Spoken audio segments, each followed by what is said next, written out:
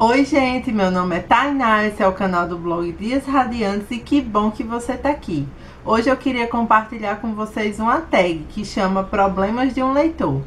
Eu vou ficar olhando aqui pro lado porque as perguntas estão no meu computador e nessa tag eu vou falar um pouquinho dos meus hábitos em relação à leitura. Primeira pergunta, você tem 1000 livros para ler, como você decide a sua próxima leitura? Bom, a primeira forma que eu organizo minhas leituras é que no início do ano eu separo livros que eu realmente quero ler naquele ano. Eu tenho uma conta no Scoob. Para quem não sabe, o Scoob é uma rede social para leitores, onde você pode organizar seus livros e também pode traçar metas de leituras. Então eu vou lá no Scoob no início do ano, início mesmo, assim, tipo dia 1 ou dia 2 de janeiro, e faço a minha lista de metas de leitura daquele ano, que são livros que eu não posso deixar o ano terminar sem ler. E também, desde que eu criei o canal, eu criei alguns projetos de leitura. Então, por exemplo, tem um projeto de leitura de Shakespeare, que eu vou deixar até o link aqui para vocês darem uma olhada. Uma coisa também que eu uso muito para nortear a minha escolha de leituras é que eu sempre estou lendo pelo menos 3 livros. Um livro de psicologia, um livro de literatura e um livro espiritual. Então, quando eu termino um livro de dentro dessas categorias, eu já sei que o próximo livro vai ser dentro dessas. Então, se eu terminei um livro de literatura, eu sei que o próximo que eu vou escolher vai estar dentro da faixa literatura. 2. Você está no meio de um livro e não está gostando. Você para ou continua lendo? E a resposta para isso é depende. Por que eu estou lendo aquele livro? Se eu estou lendo esse livro porque é uma obrigação, porque vou ter aula sobre ele, porque eu disse que eu ia fazer um vídeo para vocês, porque eu estou fazendo um curso, ou até mesmo se é um livro que é um clássico e que eu coloquei ele no tipo de livro que eu vou ler, independente se eu gosto ou não, mas que eu preciso ter uma opinião sobre ele, aí eu vou continuar. Eu sei que talvez esteja entrando no áudio desse vídeo Baltazar miando, mas é porque ultimamente ele cismou que quer participar dos vídeos. Então sempre que eu começo a falar pra câmera, na hora de gravar, ele começa a miar loucamente. Então ele vai participar aqui involuntariamente dos vídeos também. Bom, então se é um desses casos, sim, eu continuo. Mas se é um livro que eu tô lendo puramente por entretenimento, ou se eu tô lendo para conhecer o autor e eu não gosto, eu paro na mesma hora. Eu não vou perder meu tempo lendo um livro que eu estou considerando uma porcaria, né? Se eu pego um livro para me divertir, então o propósito dele é me divertir. Então não tem por que eu continuar lendo um livro que eu não estou gostando. Número 3. O fim do ano está chegando e você está perto, mas não tão perto de alcançar a sua meta de leitura. O que você faz a respeito? Bom, sinceramente, sem vergonha nenhuma, eu revejo a minha meta. Quando chega no meio do ano, eu revejo a minha meta, porque às vezes eu coloco livros ali e que depois eu perdi totalmente o interesse, não só a minha lista de livros que eu já tenho, que eu quero ler, mas de livros que eu coloco como meta para comprar. Às vezes eu fiquei com interesse porque eu vi alguém falando, mas aí depois eu vi outras informações sobre o livro e perdi o interesse. Às vezes eu quero acrescentar coisas à minha meta, então eu também acrescento, então não tenho problema nenhum em alterar a minha meta ao longo do ano. Então, se o fim do ano tá chegando e eu sei que eu não vou atingir aquela meta de leitura, a primeira coisa que eu vou fazer é isso, é rever a minha meta. Se tudo que tá ali ainda faz sentido para mim ser lido naquele ano, naquele momento. Porque às vezes também aconteceu já de eu pegar um livro para ler e eu senti que não era o momento, porque eu ainda não tinha bagagem suficiente para aproveitar aquele livro, então eu deixei para o futuro. Se eu realmente quero ler, mas ainda assim eu não vou alcançar, aí eu fico organizando 1001 maratonas, não só maratonas que estão na internet, mas maratonas que eu organizo comigo mesma. Assim, eu mesma me desafio, tiro dias inteiros para ler, para tentar cumprir. Mas se eu não cumprir também, eu não fico chateada com isso. 4. As capas de uma série que você ama são horríveis. Como você lida com isso?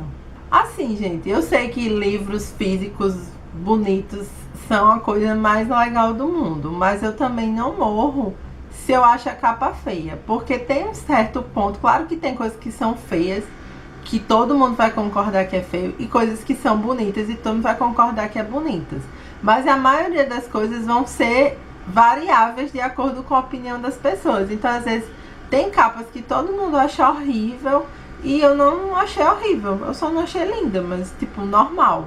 E o contrário também acontece. A única coisa que me incomoda é que os livros de uma série, eles não combinem entre si. Mas eu não sofro tanto desse problema porque eu não sou uma leitora de séries. Geralmente os livros que eu tenho que não são únicos, são uma trilogia, eles sempre combinam, mesmo que eu não goste da capa deles, então eu não tenho problema com isso. 5. Todo mundo, incluindo a sua mãe, gosta de um livro que você não gosta. Como você compartilha esse sentimento? Primeiro, eu tenho a opção de não compartilhar. Eu não tenho obrigação nenhuma de compartilhar meus sentimentos com ninguém. Compartilhar meus sentimentos e minhas opiniões são uma escolha minha. E não é feio, nem errado, nem faz de mim uma pessoa tímida, nem recalcada, nem nada, se eu decidir guardar uma informação a meu respeito só pra mim. Então, se eu sentir que eu vou magoar uma pessoa falando minha verdadeira opinião sobre um livro, um filme ou qualquer outra coisa, eu simplesmente não falo a minha opinião. Eu fico calada, eu guardo ela pra mim. Agora, tem algumas situações em que a pessoa lhe pergunta ou que você acha que não vai ser nada demais você dizer a sua opinião. Uma coisa legal é, primeiro, você tem que deixar claro que é a sua opinião e não a verdade suprema do universo. A segunda coisa que eu também faço é pensar no jeito como eu vou falar isso. Eu posso achar um livro um lixo, mas se eu sei que alguém ama, eu não vou chegar para a pessoa e dizer: olha, esse livro que você ama é um lixo, é uma grande besteira. Eu posso expressar isso de uma maneira que trate a outra pessoa com respeito.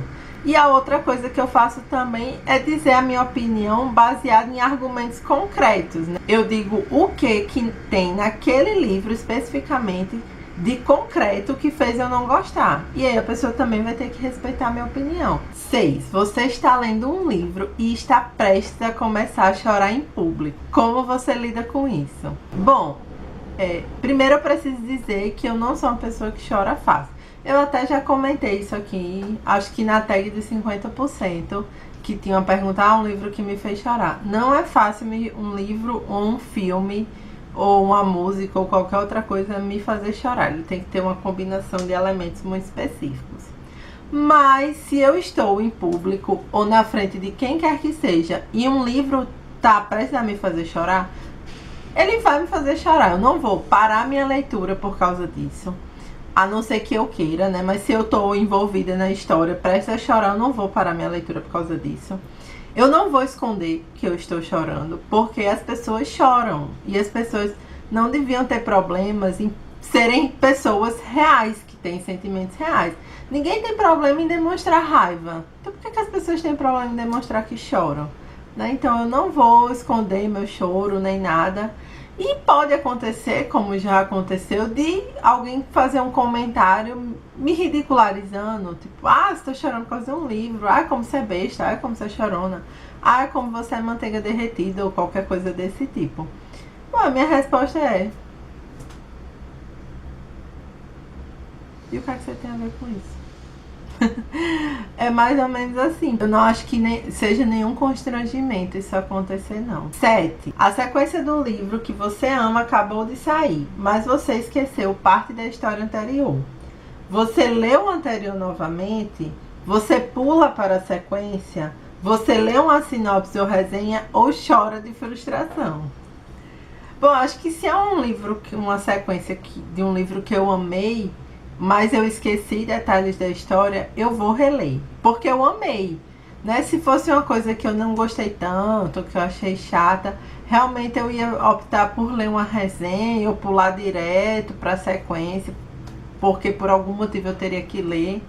Mas se é um livro que eu amei, eu não vou ter problema nenhum em reler.